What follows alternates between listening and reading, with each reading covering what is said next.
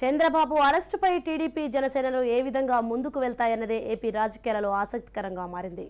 ఇప్పటిదాకా రెండు పార్టీలు కలిసి ఉమ్మడి కార్యాచరణ రూపకల్పన చేయలేదు.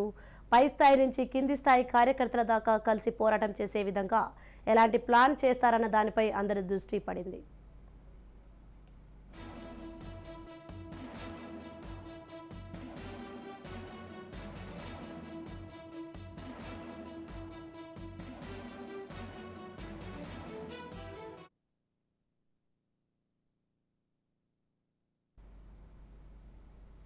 చంద్రబాబు అరెస్టుపై టీడీపీ జనసేనలు ఏ విధంగా ముందుకు వెళ్తాయన్నదే ఏపీ రాజకీయాలలో ఆసక్తికరంగా మారింది. ఇప్పటిదాకా రెండు పార్టీలు కలిసి ఉమ్మడి కార్యాచరణ రూపకల్పన చేయలేదు. పై స్థాయి నుంచి కింది స్థాయి కార్యకర్తల దాకా కలిసి పోరాటం చేసే విధంగా ఎలాంటి ప్లాన్ చేస్తారన్న దానిపై అందరి దృష్టి పడింది. ఇక ఇదే విషయంపై మరింత సమాచారం మా ప్రతినిధి గాలిబ్ అందిస్తారు. గాలిబ్, రాజమండ్రి సెంట్రల్ జైలు వేదిక టీడీపీ తెలుగుదేశం సంబంధించిన పొత్తులపై జనసేన అధినేత ప్రకటన చేసిన తర్వాత వెంటనే రెండు పార్టీలకు సంబంధించిన ఒక యాక్షన్ కమిటీని ఏర్పాటు చేస్తామనేది కూడా ప్రకటించారు. అయితే ఇప్పటి వరకు రెండు పార్టీలకు సంబంధించి భవిష్యత్ కార్యాచరణ కావచ్చు, చర్చలు కావచ్చు ఏమీ జరగకపోవడంతోనే ఇప్పుడు కేడర్లో ఒక సందిగ్ధత నెలకొంది. ఎందుకంటే మరోపక్క తెలుగుదేశం పార్టీ అధినేత చంద్రబాబు ఇంకా జైల్లోనే ఉన్నారు. మరోపక్క లోకేష్ కూడా రేపో ఎల్లుండో అరెస్ట్ అవుతారనేది కూడా పెద్ద ఎత్తున ప్రచారం జరుగుతుంది. ఆయన కూడా ప్రస్తుతం ఢిల్లీలోనే ఉన్న పరిస్థితి ఉన్న నేపథ్యంలోని తెలుగుదేశం పార్టీ పూర్తిగా డీలా పడింది.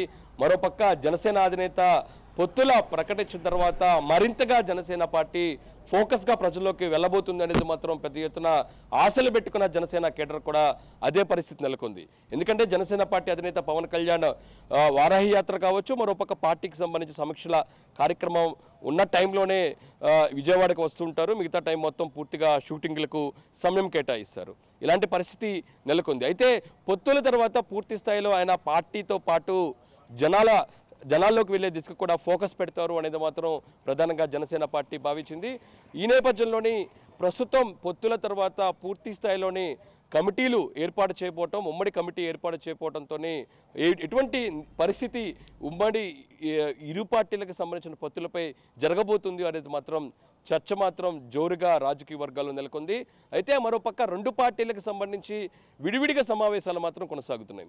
మరోపక్క తెలుగుదేశం పార్టీకి సంబంధించి రాజకీయ వ్యవహారాలతో పాటు పార్టీ కార్యకలాపాలు చూసుకునేందుకు చంద్రబాబు ఇప్పటికే ఒక పొలిటికల్ యాక్షన్ కమిటీని ఏర్పాటు చేయడం జరిగింది. వాళ్ళు ఇప్పటికే రెండు సమావేశాలు నిర్వహించారు. ఒకటి అమరావతిలోనే, ఈరోజు నంద్యాలలో సమావేశం నిర్వహించి ఇటు పార్టీకి సంబంధించి భవిష్యత్ కార్యాచరణతో పాటు మరోపక్క పొత్తులో భాగంగా ఇప్పటికే జనసేన పార్టీ ప్రకటన చేసిన తర్వాత జనసేన పార్టీతో కలిసి ఎప్పుడు ఏ విధంగా ముందుకు వెళ్ళాలి అనే దానిపై కూడా విడివిడిగా సమావేశం నిర్వహించారు. అలాగే నాదెండ్ల మనోహర్ కూడా నిన్న పార్టీకి సంబంధించిన ముఖ్య నేతలతోని విజయవాడలో ఒక సమావేశం నిర్వహించారు, ప్రధానంగా తెలుగుదేశం పార్టీకి సంబంధించిన పొత్తులపై.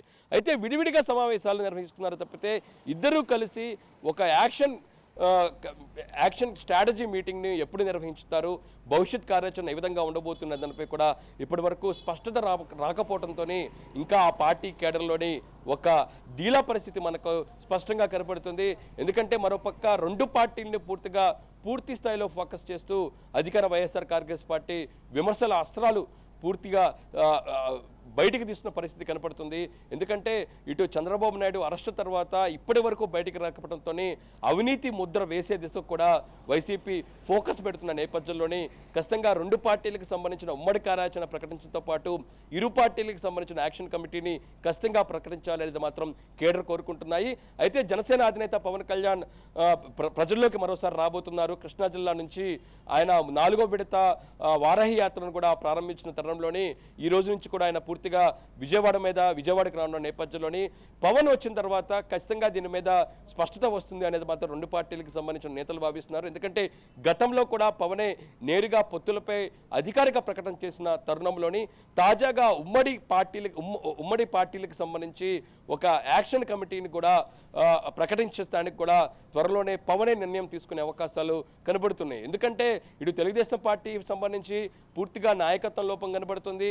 పార్టీకి సంబంధించిన సంబంధించిన ఇంపార్టెంట్ డెసిషన్స్ తీసుకుంటానికి కూడా పూర్తి స్థాయిలో లోకేష్ అందుబాటులో లేకపోవడంతో మరోపక్క చంద్రబాబు జైల్లోనే ఉన్న నేపథ్యంలోనే ఈ పార్టీకి సంబంధించి ఆ పరిస్థితి ఉంటే మరోపక్క జనసేన పార్టీకి సంబంధించి కూడా పవన్ కళ్యాణ్ నేరుగా డెసిషన్స్ తీసుకోవాల్సిన అవసరం ఉంది. ఈ నేపథ్యంలోనే ఈరోజు పవన్ విజయవాడ రాబోతున్నారు. విజయవాడ వచ్చిన తర్వాత ఖచ్చితంగా రెండు పార్టీలకు సంబంధించి ఉమ్మడి యాక్షన్ కమిటీకి సంబంధించి కూడా త్వరితగతిన నిర్ణయం తీసుకునే అవకాశాలు కనబడుతున్నాయి. ఎందుకంటే ఉమ్మడి కృష్ణా జిల్లాలోనే వారాహి యాత్ర ఉన్న నేపథ్యంలోనే విజయవాడలోనే పవన్ అందుబాటులో ఉండే అవకాశాలు కనబడుతున్నాయి. అంటే ఈ వారాహి యాత్ర పూర్తయిన తర్వాత తెలుగుదేశం పార్టీతోని మరోసారి చర్చలు జరుగుతాయి, లేకపోతే ఈ మధ్యలోనే ఇరు పార్టీలకు సంబంధించిన చర్చ జరుగుతున్నది మాత్రం చూడాల్సి ఉంది. అయితే వారాహి యాత్రకు సంబంధించి కూడా చూసినట్టయితే తెలుగుదేశం పార్టీ ఎంతవరకు జనసేనకు సహకరిస్తుంది అనేది మాత్రం చూడాల్సి ఉంది. ఎందుకంటే పొత్తులకు సంబంధించిన ప్రకటన చేసినా సరే ఇరు పార్టీలకు సంబంధించిన కార్యాచరణపై ఒకే వేదిక మీదకు ఇద్దరు రాకపోవడంతో ప్రధానంగా కృష్ణా జిల్లాలో చాలా ప్రతిష్టాత్మకంగా పవన్ వారాహి యాత్రను ఆ పార్టీ తీసుకుంది. ఈ నేపథ్యంలో తెలుగుదేశం పార్టీ ఎంతవరకు వీళ్ళకి సహకరిస్తుంది? ఎందుకంటే కృష్ణా జిల్లా పూర్తి స్థాయిలో తెలుగుదేశం పార్టీకి పట్టున్న జిల్లా కావడంతో ఈ జిల్లాలోని వారాహి యాత్ర సక్సెస్ కు తెలుగుదేశం పార్టీ ఎంతవరకు ప్రోత్సాహాలు అందిస్తుందో అనే దానిపై కూడా ఇంకా సస్పెన్స్ నెలకొంది. ఓవరాల్ గా చూసినట్టయితే టీడీపీ జనసేనకు సంబంధించిన పొత్తుల తర్వాత ఇంకా అస్పష్టత కొనసాగుతుంది. ఇరు పార్టీలకు సంబంధించిన ఉమ్మడి కార్యాచరణ ప్రకటించడంతో రెండు పార్టీలకు సంబంధించిన కేడర్ మాత్రం పూర్తిగా నిరుత్సాహంతో ఉన్నాయి. Right, thank you Ghalib.